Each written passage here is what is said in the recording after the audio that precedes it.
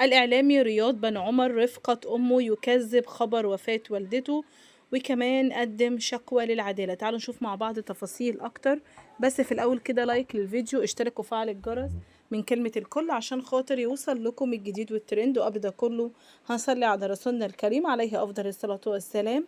نفي الإعلام رياض بن عمر إشاعة وفاة والدته، مؤكدا إن هذا الخبر لا أساس له من الصحة، كما توعد بتقديم شكوى للعدالة لصاحبة الإشاعة.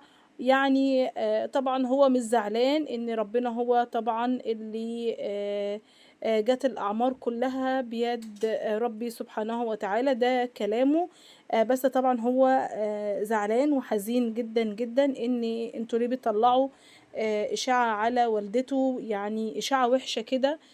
زعلان ومتضايق جدا. كمان والدته كانت طالعة معاه في اللايف وبتتكلم وبتقول الأعمار بيد الله، أنا مش زعلانة. يعني بتقول يعني الموت علينا حق، كلنا هنموت. بس يعني حسبي الله ونعم الوكيل في اللي بيطلع إشاعة إن أنا مت. يا جماعة أنا على قيد الحياة، بلاش الإشاعات اللي توجع القلب دي، بلاش الإشاعات اللي تحزن قوي قوي دي.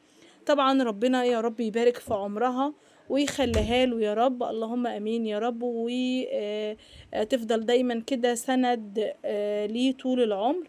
وربنا يحفظها له من كل مكروه ومن كل سوء. ولحد كده بيكون انتهى الفيديو مع حضراتكم، ومع